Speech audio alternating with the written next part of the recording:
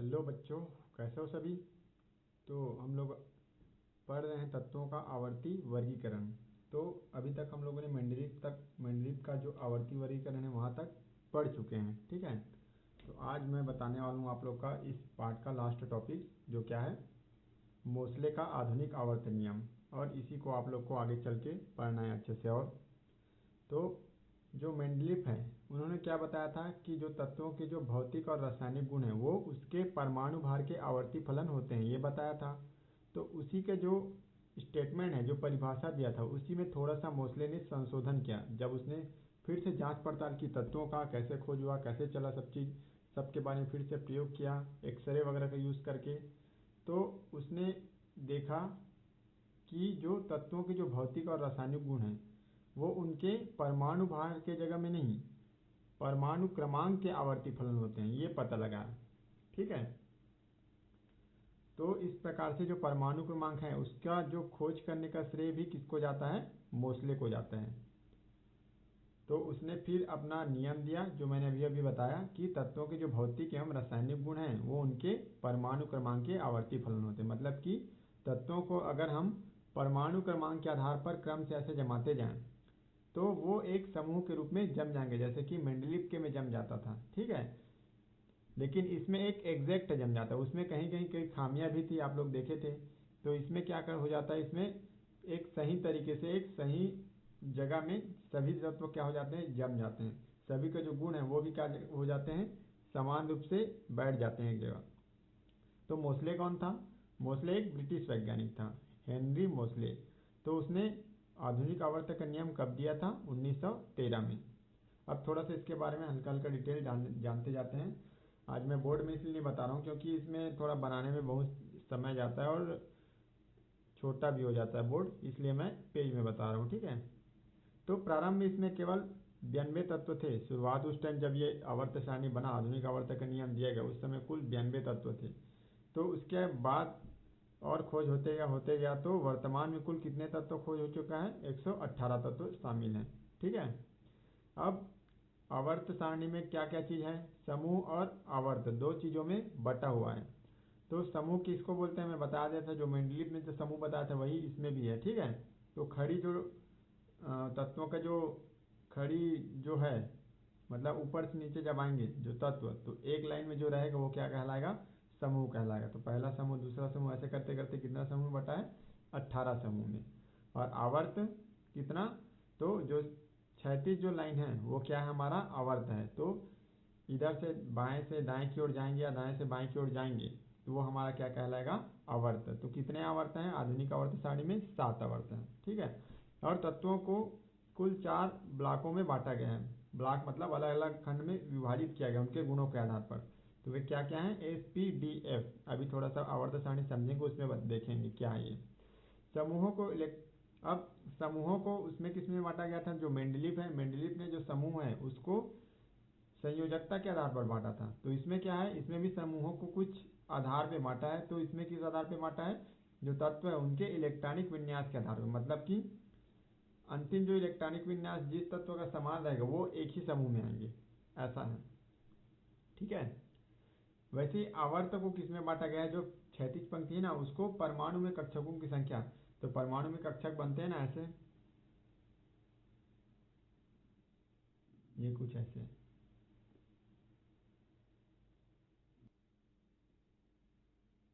ये ऐसे। तो इसमें मान लो कि कितने कक्षक हो गए? ये 1 हो गया, ये 2 हो गया, ऐसे टाइप से कक्षक बन गया ना। ये पहला, दूसरा, तीसरा, 3 कक्षक हो गए। ये तीसरा हो गया लास्ट वाला। तो इस तरह से कितने कक्षक हुए? इसमें 3 हो गए।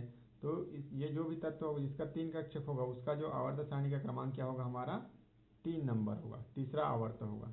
तो इस तरह से आवर्त को किसको, मतलब आवर्त को किस आधार पर बांटा गया था? परमाणु में कक्षकों की संख्या। जितने कक्षक रहेंगे उतने उतने नंबर पर वो आवर्त में फिट रहेगा। ऐसे ये पहला एक कक्षक है तो पहला आवर्त में रहेगा वो तत्व, 2 कक्षक है तो दूसरे में, 3 कक्षक है तो तीसरे आवर्त में। ठीक है, तो चलिए अब डायरेक्टली चलते हैं हमारे जो आवर्त सारणी उसको समझते जाते हैं धीरे धीरे। तो मैंने एक आवर्त सारणी ले लिया है, इसमें हम लोग देखेंगे कि इसको क्या बोलते हैं, कैसे बोलते हैं। ठीक है, तो मैंने अभी बताया जो ये वाला जो अपना जो पोजीशन है, ये ऊपर से जो नीचे है, ये हमारा क्या कहलाता है, समूह कहलाता है। मतलब ये हमारा समूह हो गया, पहला समूह, दूसरा समूह, तीसरा समूह, चौथा समूह, पांचवा समूह, छठवां समूह, ऐसे करके ये कुल कितने समूह में बटा है, 18 समूह में बटा हुआ है। ठीक है। वैसे ही जो ये इधर से इधर जाएंगे, बाएं से दाएं, ऐसे, तो ये जो लाइन है वो कितने, इसको क्या बोलेंगे हम लोग, आवर्त बोलेंगे। और ये कितने भागों में बटा हुआ है, कुल 7 भागों में। देख लीजिए 1 2 3 4 5 6 7, तो 7 भागों में ये बटा हुआ है। ठीक है। तो कुल 18 समूह और 7 भागों में हमारा जो आवर्त सारणी है वो क्या हुआ है, बटा हुआ है। अब देखते हैं कि मैंने अभी बताया कि ये जो तत्व है, प्रत्येक समूह का जो तत्व है वो इलेक्ट्रॉनिक विन्यास के आधार पर बटा हुआ है। तो जैसे कि हाइड्रोजन के इलेक्ट्रॉनिक विन्यास, मतलब अंतिम कक्षा में कितने इलेक्ट्रॉन आ जाता है, इसका 1 आ जाता है। लिथियम का परमाणु क्रमांक 2 है, तो उसका भी क्या हो जाएगा, 1 और 1 हो जाएगा। सॉरी 3 है तो क्या हो जाएगा, 2 और 1 हो जाएगा। वैसे सोडियम का क्या है हमारा, 11 होता है, तो 11 का क्या होता है, 2 8 और 1। तो अंतिम कक्षा में एक एक इलेक्ट्रॉन आए ना सभी में, इसीलिए सभी जो तत्व है वो एक ही समूह में रखा गया है, क्योंकि इसका इलेक्ट्रॉनिक विन्यास, अंतिम कक्षा का जो इलेक्ट्रॉनिक विन्यास वो क्या रहता है, सेम रहता है। या अंतिम कक्षा में इलेक्ट्रॉनों की संख्या सेम रहती है, उन तत्वों को एक ही समूह में रखा गया है। तो इसमें भी अंतिम कक्षा में इलेक्ट्रॉनों की संख्या क्या है, समान है सभी में, तो सभी ऐसे ही बटे हुए हैं। ठीक है। वैसे ही ये जो आवर्त है, तो जैसे कि H और He है, तो H का जो परमाणु क्रमांक 1 होता है, He का क्या होता है, 2 होता है।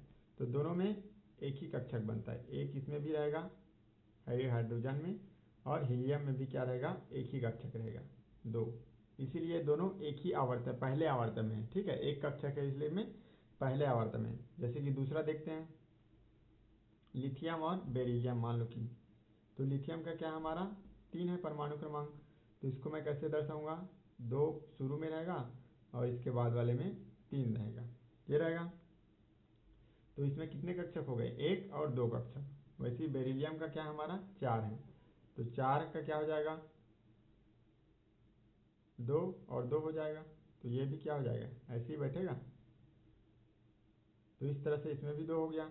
वैसे ही सभी जो जितना भी इसमें तत्व है, इनके सभी का जो जब इलेक्ट्रॉनिक विन्यास करके इसको दर्शाएंगे इस तरह से, तो इसमें कितने कक्षक आएंगे, 2 कक्षक आएंगे, इसलिए इसको दूसरे आवर्त में रखा गया। वैसे ही ये सभी इस तरह से जमे हुए हैं। ठीक है। तो पहले आवर्त में तत्वों की संख्या कितनी है हमारी, 1 2 है कि नहीं। ये पहला आवर्त हुआ, ये दूसरा आवर्त हुआ, तीसरा, चौथा, पांचवा, छठवां, सातवां। तो पहले आवर्त में कितने तत्व हैं, 2 तत्व। दूसरे आवर्त में कितने तत्व हैं, गिनिए, 1 2 3 4 5 6 7 8, 8 है। तीसरे आवर्त में भी 8 तत्व हैं। चौथे आवर्त में कितने तत्व हैं, तो 1 2 3 4 5 6 7 8 9 10 11 12 13 14 15 16 17 18 तत्व हैं। पांचवें आवर्त में भी 18 तत्व हैं, जस्ट नीचे आप देख सकते हैं। छठे आवर्त में देखिए, अब छठे आवर्त में थोड़ा सा ध्यान दीजिए, इसमें क्या है, 2 तत्व तो है, लेकिन यहाँ पर जो एक और समूह है, ठीक है, यहाँ पर 57 से लेकर के 71 तक जो परमाणु क्रमांक है उसको नीचे में लिखा गया, क्योंकि यहाँ से यहाँ तक के जो गुण हैं उनके क्या रहते हैं, समान रहते हैं। ठीक है। और इसका जो पहला तत्व है वो क्या है हमारा, लेंथेनियम, इसलिए इस समूह को क्या बोल देंगे हम लोग, लेंथेनाइड समूह या लेंथेनाइड श्रेणी बोल देंगे। ठीक है। तो इसमें कितने तत्व हैं, कुल 14 तत्व आ जाते हैं, 57 से लेकर के 71 के बीच में। ठीक है। तो इसमें तो 18 तो रहेंगे ही, और उसमें 14 और जोड़ देंगे। ठीक है। तो कुल हमारा कितना हो जाएगा, 32 हो जाएगा। मतलब ये तो सभी में 18 है, उसके अलावा इसमें 14 और है। ठीक है। 14 जो है वो नीचे में लिखा हुआ है, इस कारण 18 और 14 जोड़ेंगे तो कितना हो जाएगा हमारा, 32। सातवें समूह में भी, सॉरी, सातवें आवर्त में भी सेम वैसे ही है, जो नीचे है ना। तो यहाँ इसका जो पहला जो तत्व क्या है, एक्टेनियम है, इसलिए इसका जो श्रेणी को क्या बोलते हैं हम लोग, एक्टेनाइट सीरीज बोलते हैं। ठीक है। चलिए अब समूह को फिर से एक बार देख लेते हैं। तो ये जो समूह 1 2 13 14 15 16 17 18 है, उसको हम लोग क्या बोलते हैं, सामान्य तत्व। इस समूह के जो भी तत्व हैं उसको हम लोग क्या बोलेंगे, सामान्य तत्व बोलते हैं। ठीक है। तो मैं लिख देता हूँ, समूह 1, 2 और 13 से 18 तक ये क्या कहलाता है कि जो तत्व है वो क्या कहलाता है, सामान्य तत्व कहलाता है। ठीक है। समूह 3 से लेकर के 12 तक के जो तत्व है वो क्या कहलाता है, संक्रमण तत्व। ये भी आप लोग ध्यान रखना।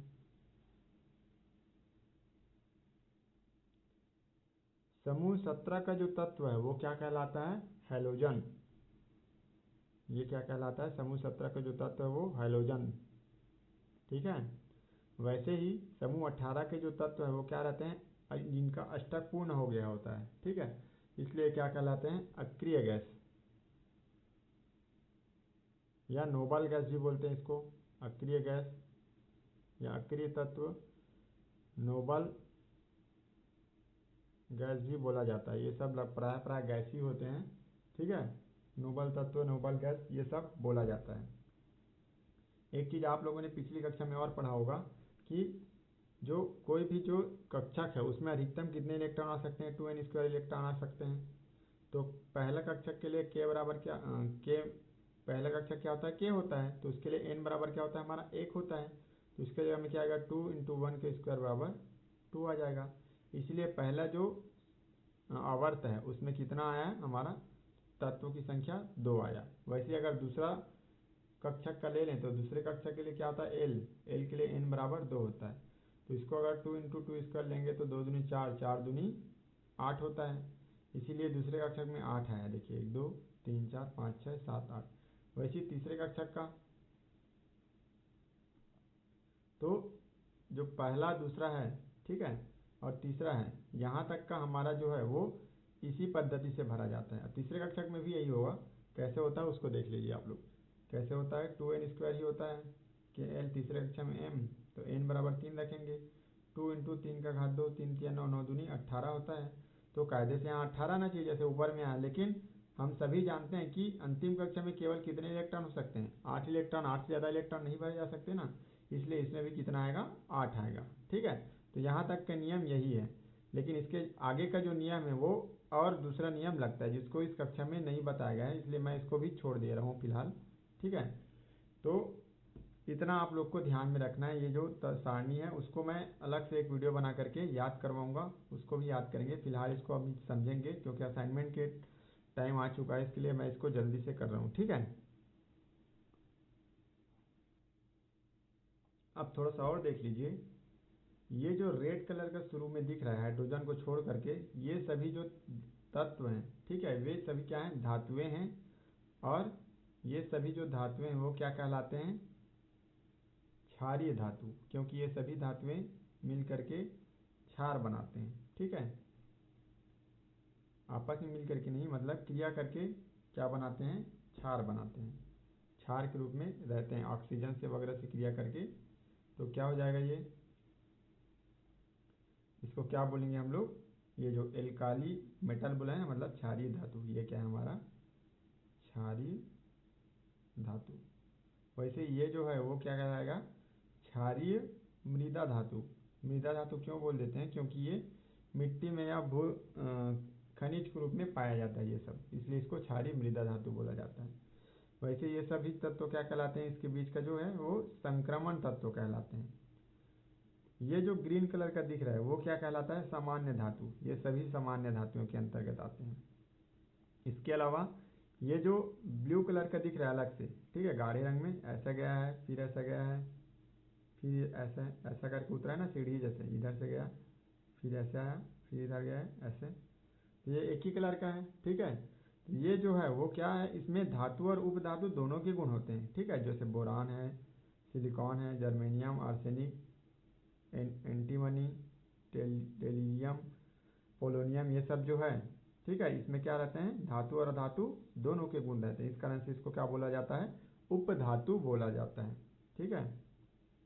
और यही जो उपधातु है वो धातु और अधातु को अलग करता है। दोनों के बीच की जो रेखा, ये क्या है, उपधातु, मतलब उपधातु है। ठीक है। इसके इस पर क्या है, हमारा अधातु है, इसके इस पर क्या है, धातु है। इधर का जो भी जोन है वो पूरा क्या है, अधातुओं का जोन है। और ये लेंथेनाइड, ये एक्टिनाइड। तो इतना है आपका आवर्त सारणी। ठीक है, अब आवर्त सारणी में क्या क्या कैसे कैसे होता है उसको आप लोग देखते जाएंगे। चलिए बच्चों, तो मैंने ले लिया है पुस्तक। अब पुस्तक में से थोड़ा सा मैं बताते जाऊंगा। ठीक है, आप लोग थोड़ा सा ध्यान दीजिएगा। तो आवर्त सारणी की, अब आवर्त सारणी के बारे में हम लोग जान गए हैं। अब आधुनिक आवर्त सारणी की विशेषताएं क्या हैं उसको हम लोग देखते हैं। तो इसका पहला विशेषता तो इसका परिभाषा से ही मिल गया है। तो आधुनिक आवर्त सारणी किस पर आधारित है? परमाणु संख्या पर आधारित है। ठीक है, ये पूछता भी है, एक नंबर में पूछ देता है, खाली स्थान में ऑप्शनल वगैरह में पूछता है, तो याद रखना आप लोग। ठीक है, किस पर आधारित है? परमाणु संख्या। जबकि मेंडलीव की जो आवर्त सारणी है वो किस पर आधारित है? परमाणु भार पर आधारित है।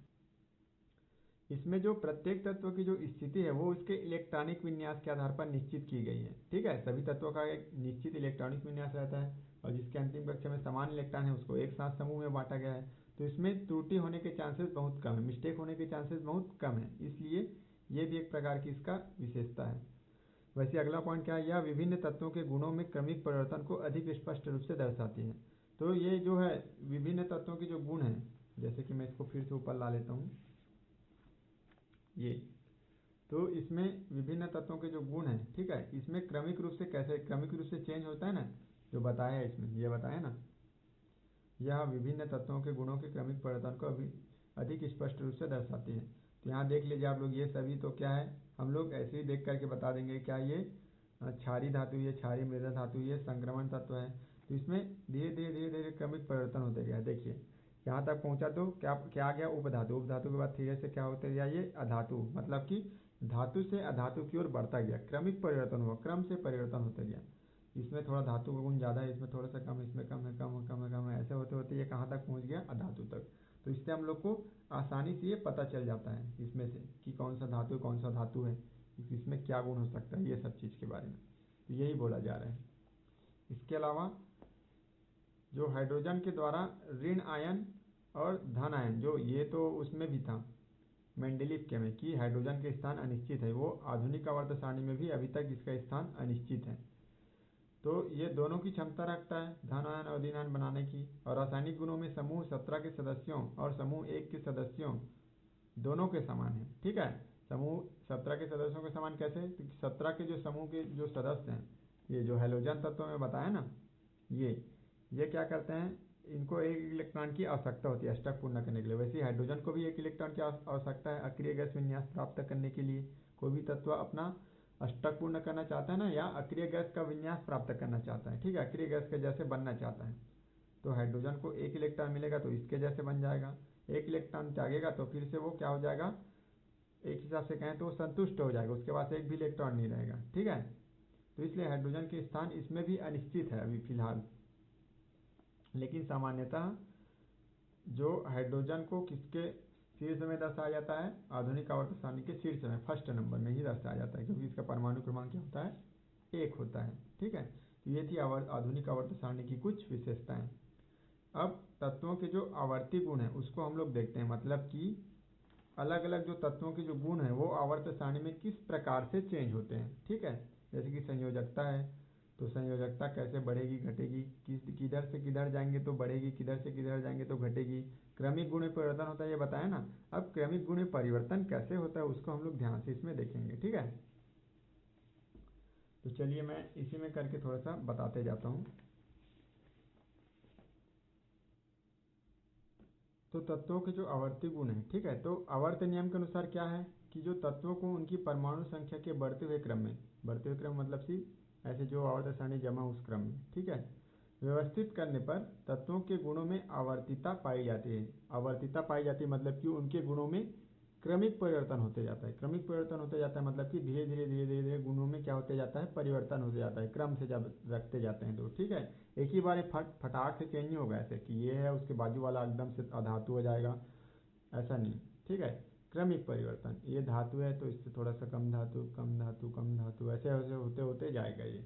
ठीक है, तो वैसे ही अब अलग अलग गुणों के बारे में हम लोग देखेंगे, और आवर्त सारणी में ऊपर से नीचे जाने में और बाएं से दाएं जाने में उसमें क्या परिवर्तन होता है उसके बारे में समझते जाएंगे। और ये इंपॉर्टेंट भी है, आप लोग ध्यान से समझिए इसको। तो पहला हमारा जो पॉइंट है वो क्या है? हमारा संयोजकता। ठीक है, मैं इसको बुक से ही समझा रहा हूँ, आप लोग थोड़ा सा ध्यान दीजिएगा। तो संयोजकता क्या होती है? तो संयोजकता कोई भी तत्व जितना इलेक्ट्रॉन त्याग सकता है या ग्रहण कर सकता है, ठीक है, तो उस इलेक्ट्रॉन की जो संख्या उसी को हम लोग क्या बोलेंगे, उसकी संयोजकता बोलेंगे। यही है ना अष्टक पूर्ण करने के लिए। तो जब आवर्त सारणी में हम लोग बाएं से दाएं जाते हैं ऐसे, ये आवर्त है, मतलब आवर्त सारणी में आवर्त में बाएं से दाएं, इसको आवर्त बोलेंगे ऐसे, ठीक है। तो आवर्त में जब बाएं से दाएं जाएंगे तो इसकी संयोजकता क्या होगी, बढ़ेगी। देखिए आप लोग, ये पहला है, इसकी संयोजकता एक है, सभी को एक एक इलेक्ट्रॉन चाहिए, त्यागेंगे तो इसका अष्टक पूर्ण हो जाएगा। वैसे ही दूसरा समूह में है वो क्या है, इसकी जो संयोजकता क्या है, 2 है। वैसे ही तीसरा में आएंगे तो 3 4 5 ऐसे होते जाएगा ये, ठीक है। तो यहाँ तक 7 8 तक जाएगा, फिर वो क्या हो जाएगा, चेंज होना स्टार्ट हो जाएगा। तो संयोजकता क्या होती है उसको ध्यान दीजिएगा आप लोग। तो संयोजकता जो है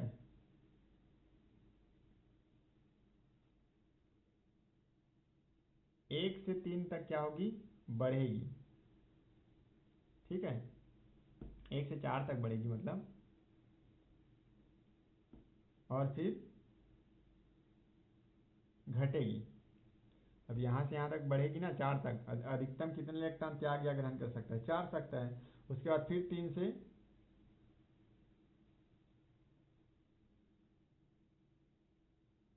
इधर, मतलब 3 से लेकर के 1 तक घटेगी, ऐसे चलेगा, मतलब बढ़ेगा फिर घटेगा, बढ़ेगा फिर घटेगा।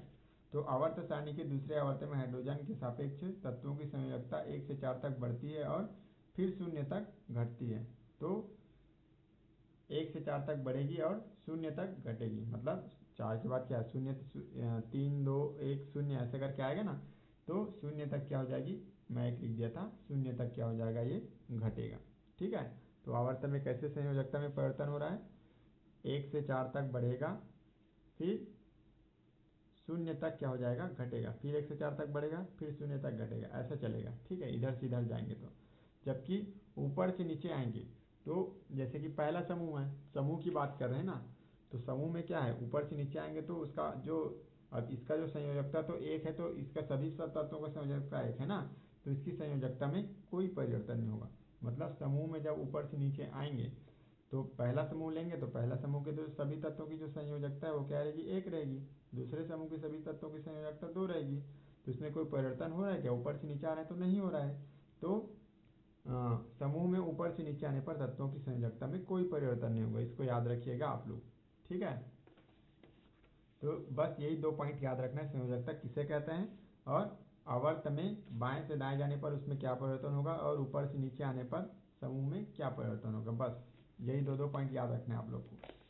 फिर अगला जो आपका टॉपिक है वो क्या है, आपका परमाणु आकार, ठीक है।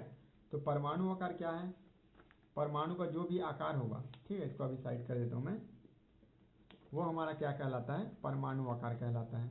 तो इसको मैं थोड़ा सा समझाना चाहूँगा, ध्यान से समझिएगा। परमाणु आकार, अब कोई भी परमाणु कैसा रहता है, गोल रहता है ऐसे,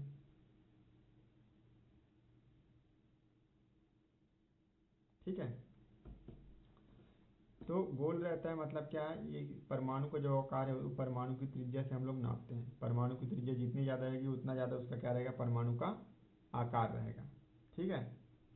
अब परमाणु का जो आकार है वो किस पर निर्भर करता है, परमाणु संख्या पर। परमाणु संख्या जितना ज़्यादा रहेगा उतना बड़ा परमाणु रहेगा, परमाणु संख्या जितना कम रहेगा उतना उसका परमाणु कम रहेगा, मतलब कि उसका जो मान है वो क्या रहेगा, कम रहेगा। तो परमाणु संख्या जो है मतलब कि बढ़ेगा तो उसका आकार भी बढ़ेगा, परमाणु संख्या घटेगा तो उसका आकार भी घटेगा, क्योंकि परमाणु संख्या क्या जितना रहेगा, मतलब कि परमाणु संख्या क्या होता है, प्रोटॉनों की संख्या, और प्रोटॉनों की संख्या किसके बराबर होती है, इलेक्ट्रॉनों की संख्या के बराबर होती है। तो परमाणु संख्या बढ़ेगा तो उसका आकार भी बढ़ेगा। लेकिन एक चीज़ और ध्यान रखिएगा, जब हम लोग आवर्त में बाएं से दाएं जाएंगे, आवर्त में बाएं से दाएं ऐसे जब जाएंगे तो क्या होगा, ऐसे इधर से इधर जाएंगे ऐसे, तो इधर जो परमाणु संख्या है, मतलब परमाणु संख्या मतलब प्रोटॉनों की संख्या, वो क्या होगी, बढ़ेगी। प्रोटॉनों की संख्या तो बढ़ेगी, लेकिन सेम जो आवर्त है उसमें कक्षकों की संख्या क्या रहेगी, निश्चित रहेगी। ये मैंने बताया था, जैसे कि ये तीसरा है, दूसरा आवर्त है, तो दूसरा आवर्त के सभी कक्षकों का मतलब सभी तत्वों में 2 कक्षक रहेंगे, खाली 2 रहेंगे। तीसरा आवर्त है तो सभी कक्षक में मतलब सभी तत्वों में कितने कक्षक रहेंगे, 2 कक्षक रहेंगे। चौथा है तो 4 कक्षक रहेंगे, ऐसा बताया था ना मैं। तो जब बाएं से दाएं जाएंगे तो कक्षक की संख्या तो बढ़ ही रही है, लेकिन परमाणु संख्या बढ़ रहा है, मतलब कि जैसे कि पहला है तो पहला में 1 है, दो है, तो दूसरे में 2 है, तीसरे में 3 है। ठीक है, कक्षक की संख्या बढ़ रही है, लेकिन एक ही आवर्त में कक्षक की संख्या सेम रहेगी, तो सेम रहेगी, लेकिन जो परमाणु संख्या बढ़ेगी तो प्रोटॉनों की संख्या बढ़ेगी। तो इलेक्ट्रॉन क्या होता है, प्रोटॉन प्लस में रहता है, इलेक्ट्रॉन माइनस में रहता है, तो दोनों एक, ये क्या करेगा, आकर्षण शक्ति इस पर बढ़ा देगा, और आकर्षण शक्ति जब बढ़ेगा तो इसको क्या करेगा, अपनी ओर खींचने की कोशिश करेगा, क्योंकि आकार तो क्या है इसका, सेम है ना सभी का। तो जितना ज़्यादा परमाणु संख्या रहेगा आवर्त में, ठीक है, उतना ज़्यादा उसके पास पावर रहेगा इसको खींचने की, जितना ज़्यादा इसके पास प्लस रहेगा उतना जल्दी खींचेगा उसको। ठीक है, तो खींचेगा तो क्या हो जाता है, ये परमाणु संकुचित हो जाता है, और संकुचित हो जाता है तो परमाणु का आकार क्या हो जाएगा, छोटा हो जाएगा। इसलिए जो आवर्त में बाएं से जब दाएं जाएंगे, ठीक है, तो परमाणु का आकार क्या होगा, घटेगा, याद रखिएगा। ठीक है, ये नहीं कि इसमें परमाणु संख्या तो बढ़ रहा है सर, तो ये क्या हो जाएगा, बढ़ जाएगा इसका आकार, ऐसा नहीं है। परमाणु संख्या बढ़ रहा है लेकिन कक्षक तो इतना ही है ना, और कक्षक उतना ही है तो परमाणु जो नाभिक के जो प्रोटॉन है वो कक्षक को और अपनी ओर खींचने की कोशिश करेगा, क्योंकि उसका पावर बढ़ रहा है, संख्या बढ़ रहा है, तो अपनी ओर खींचने की कोशिश करेगा, तो वो थोड़ा सा सिकुड़ेगा, और सिकुड़ेगा तो उसका आकार क्या हो जाएगा, छोटा हो जाएगा। ठीक है, लेकिन वो कंडीशन हमारा जो समूह है उसमें नहीं है। समूह में क्या है, ऊपर से नीचे आएंगे तो आकार क्या होगा, बढ़ते जाएगा ऐसे। तो समूह में ऊपर से नीचे में क्या होगा, आकार बढ़ेगा, परमाणु आकार बढ़ेगा। ठीक है, तो इसको याद रखिएगा, ये दोनों पॉइंट को। ठीक है, परमाणु का आकार समूह पे में ऊपर से नीचे आने पर क्या होगा, बढ़ेगा, और बाएं से दाएं जाने पर क्या हो जाएगा, कम हो जाएगा।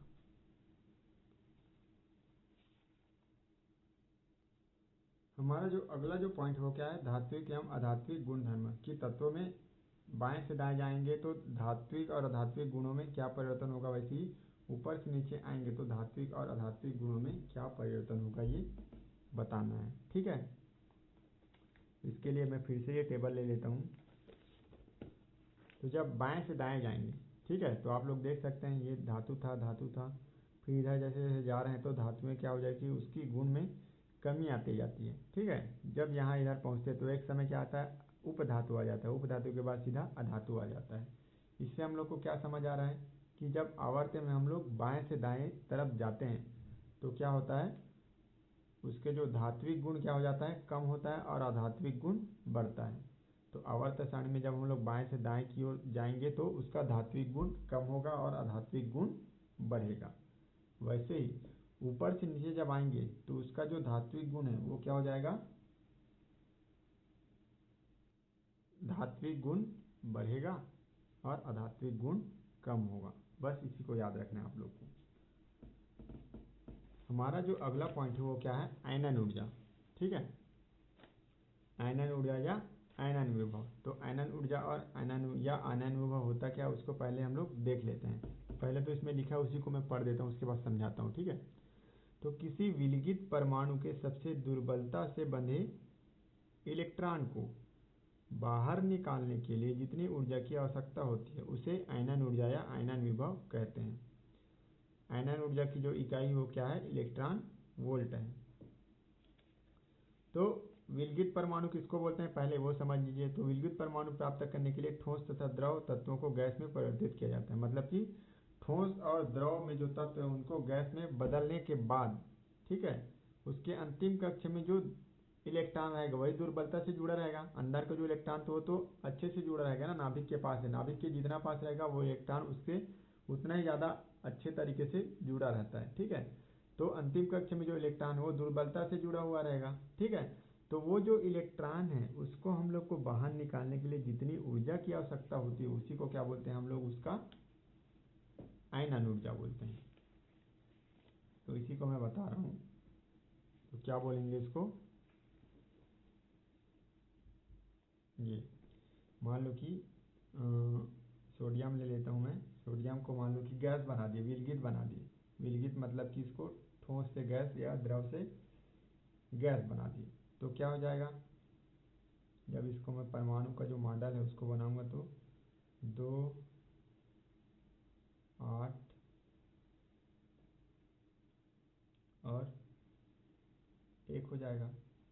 अब ये दुर्बलता से कौन से जुड़ा रहेगा आप लोग देख के ही बता सकते हो। ये नाभिक है, नाभिक ही सबको जोड़ के रखता है, तो नाभिक के जितने पास रहेगा उतना प्रबलता से जुड़ा रहेगा। तो यही जो लास्ट में जो इलेक्ट्रॉन है वही क्या है, दुर्बलता से जुड़ा हुआ इलेक्ट्रॉन, दुर्बलता से दुर्बल बन के द्वारा जुड़ा हुआ है। अब इस इलेक्ट्रॉन को निकालना है हमको, तो निकालने के लिए हमको जितना ऊर्जा चाहिए, ठीक है, वही उसका क्या कहलाएगा, आयनन ऊर्जा कहलाएगा। तो आयनन ऊर्जा का जो मात्रक है वो क्या है, इलेक्ट्रॉन वोल्ट। इसको भी याद रखना, 1 नंबर में पूछ सकते हैं, आयनन ऊर्जा का मात्रक। अब बात आती है कि इसमें परिवर्तन क्या होता है उसको देखते हैं। अब फिर वही वाली बात आ गई कि परमाणु इधर से बाएं से दाएं जाएंगे तो क्या होगा, परमाणु संख्या तो बढ़ेगा लेकिन कक्षक क्या रहेगा, सेम रहेगा। तो बाहर से उसका जो पकड़ है अंदर से बाहर की ओर वो क्या रहेगा, ज़्यादा मजबूत होते जाएगा इधर से इधर। ठीक है, तो बाहर का जो इलेक्ट्रॉन है उसको निकालने के लिए ज़्यादा ऊर्जा चाहिए, तो बाएं से दाएं जाएंगे तो इसकी जो आयनन ऊर्जा में क्या होगी, वृद्धि होगी। तो आवर्त में बाएं से दाएं जाने पर उसकी जो आयनन ऊर्जा उसमें क्या होती है, वृद्धि होती है, ये याद रखिएगा। वैसे ही ऊपर से नीचे जब आएंगे तो परमाणु आकार बढ़ते जाता है लेकिन अंदर से उसकी जो पकड़ है वो क्या हो जाती है, ढीली हो जाती है, क्योंकि इसमें कक्षक का आकार बढ़ जाता है ना, कक्षक की संख्या बढ़ जाती है। ठीक है, लेकिन प्रोटॉनों की संख्या लगभग स्थिर ही रहती है, उतनी ही रहती है। तो इससे क्या रहता है, क्या होता है, परमाणु संख्या उसके हिसाब से बढ़ेगा जो प्रोटॉनों की संख्या है, तो उसका जो पकड़ है वो अंतिम कक्षा के इलेक्ट्रॉन के साथ कमजोर हो जाता है, जिससे इधर आयनन ऊर्जा की मात्रा क्या हो जाती है, कम हो जाती है। तो आवर्त में बाएं से दाएं जाने पर आयनन ऊर्जा बढ़ेगा और समूह में ऊपर से नीचे आने पर आयनन ऊर्जा कम होगा या घटेगा, इसको याद रखना। फिर अगला हमारा जो पॉइंट है, इलेक्ट्रॉन बंधुता। ठीक है, तो इलेक्ट्रॉन बंधुता क्या है उसको भी देख लीजिए, ये सब इंपॉर्टेंट है ना, याद रखना आप लोग। तो हम जानते हैं जो धातुएं हैं वो इलेक्ट्रॉन त्याग कर धनायन बनाते हैं, ये तो सभी जानते हो आप सभी। और समूह 1 व 2 के तत्वों के जो बाहरी कोश में कितने इलेक्ट्रॉन होते हैं, 1 व 2 इलेक्ट्रॉन होते हैं, ये भी जानते हो। ये इलेक्ट्रॉन त्याग कर क्या बनाते हैं, एक संयोजी द्विसंयोजी, जिसके अंतिम कक्षा में 1 रहेगा वो 1, 2 रहेगा तो 2। ठीक है, ये तत्व आवर्त सारणी में बाईं ओर स्थित है। तो आवर्त सारणी के दाईं ओर अधातुएं होती है, ये इधर क्या है, अधातुएं, इधर क्या है, धातुएं। तो ये जो अधातुएं हैं वो इलेक्ट्रॉन ग्रहण कर ऋणायन बनाती है। वो तो सिंपल सी बात है, अधातुएं जितनी भी सभी अधातुएं वो क्या करती हैं, इलेक्ट्रॉन ग्रहण करके ऋणायन बनाती है। तो परमाणु में एक इलेक्ट्रॉन को जोड़ने से बने हुए आयन पर एक ऋण आवेश आ जाता है तथा ऊर्जा निकलती है, निकली हुई ऊर्जा इलेक्ट्रॉन बंधुता कहलाती है। चलिए इसको थोड़ा सा समझते हैं, इलेक्ट्रॉन बंधुता, इलेक्ट्रॉन एफिनिटी बोलते हैं। ठीक है, अब इलेक्ट्रॉन बंधुता क्या बोल रहा है कि मान लो कि कोई अधातु है, अधातु मान लो कि क्लोरीन ले लेते हैं, क्लोरीन क्या है, अधातु है। इसका जो परमाणु क्रमांक 17 होता है, 17 को अगर इलेक्ट्रॉनिक विन्यास करेंगे तो 2 8 7 होगा, मतलब इसको 1 इलेक्ट्रॉन की आवश्यकता होती है। अब मान लो कि इसको कहीं से 1 इलेक्ट्रॉन प्राप्त हो गया, किसी से HCl से क्रिया किया तो HCl से इसको एक H से 1 इलेक्ट्रॉन प्राप्त हो गया। अब 1 इलेक्ट्रॉन प्राप्त होगा तो क्या बना लेगा, ये ऋण आयन बनाएगा, इलेक्ट्रॉन मिलेगा तो क्या हो जाएगा, ऋण आयन बनाएगा। ठीक है, अष्टक पूर्ण हो गया तो क्या करेगा, ऋण आयन बनाएगा। ठीक है, तो इस इलेक्ट्रॉन को ग्रहण करने के बाद, ठीक है, ये ग्रहण किया, मान लो कि H plus plus Cl minus ये है, ये दोनों आपस में मिल करके क्या बनाया, ऋण आयन ही बनाया ना। HCl तो बना, लेकिन दोनों आपस में किस तरह से जुड़े हैं, इससे ये एक इलेक्ट्रॉन ले लिया है तो ऋण आयन बन चुका है। ठीक है, तो इसको ग्रहण करने पर ऋण आयन बनाने के बाद जो ऊर्जा निकलती है, ठीक है, कुछ ऊर्जा भी निकलती है, इलेक्ट्रॉन जब ग्रहण करते हैं ना तो कुछ ऊर्जा भी निकलती है, ऊर्जा मुक्त होती है। तो यही जो मुक्त ऊर्जा है, ठीक है, वो क्या कहलाता है, इलेक्ट्रॉन बंधुता। बंधु मतलब क्या होता है, दोस्त, इलेक्ट्रॉन का दोस्त।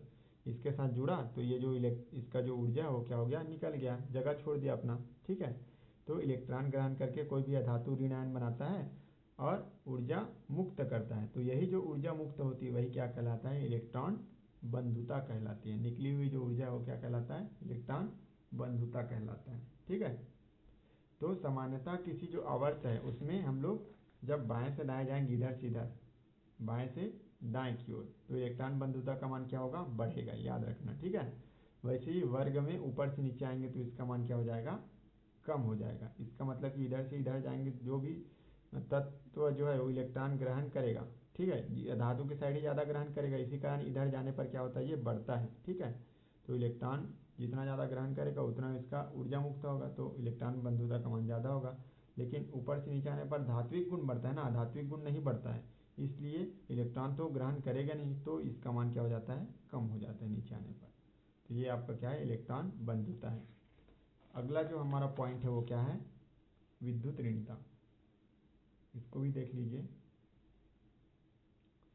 तो विद्युत ऋणता क्या होता है, यदि दो अलग अलग प्रकार के जो परमाणु हैं उनके बीच एक सहसंयोजक बंध हो। ठीक है, मान लो कि आप लोग सहसंयोजक बंध कक्षा 9वीं में पढ़े हुए हैं। ठीक है, तो और मैं नहीं जाऊंगा उसमें, सीधा सीधा बताऊंगा। तो जब अगर अलग अलग प्रकार के अगर दो परमाणु एक सहसंयोजक बंध के द्वारा जुड़े हुए हैं, ठीक है, तो एक परमाणु की साझी के इलेक्ट्रॉन युग्म को अपनी ओर आकर्षित करने की प्रवृत्ति दूसरे परमाणु की इस प्रवृत्ति से अधिक होती है। जैसे कि HCl अणु है, मान लो कि HCl है, इसमें बताता हूँ। HCl क्या करेगा, ये हाइड्रोजन में एक रहता है और Cl में क्या रहता है, अंतिम कक्षा में एक इलेक्ट्रॉन इसको चाहिए रहता है ऐसे, बाकी तो इधर रहता ही है। तो ये ऐसा हो जाएगा, ऐसा हो जाएगा। ठीक है,